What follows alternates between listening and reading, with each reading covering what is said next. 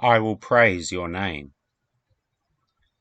The mark of the Christian is the capacity for praise.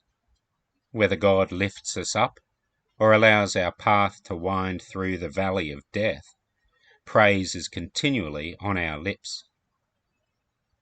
God's enemies win when we blame God for our troubles. This is because to blame God is to lie. God is light, in whom there is no darkness at all, and his steadfast love endures forever. Only good things come from our loving Father in heaven. This way of seeing the world and our lives requires the corrective lens of Scripture. Satan manipulates the world and sends vile fiends to try and make us see things their way. It is easy to imagine how offensive and confusing Isaiah's message must have been the first time it was heard. You have made the city a heap, the fortified city a ruin. How is this a wonderful thing?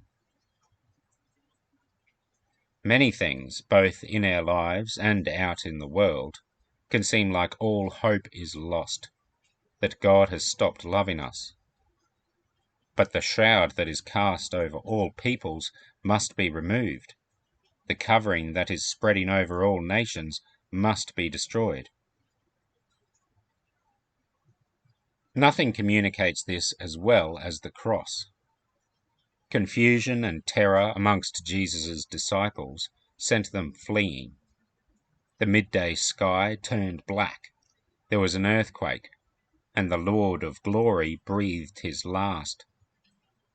Yet this was the way in which God destroyed death. And on the third day, Jesus rose from the grave, and new life was given to all who believe. Whether we are on the mountain or in the valley, we know God is in control, working all things for good for those that love him. And so let all those who fear the Lord say, his steadfast love endures forever.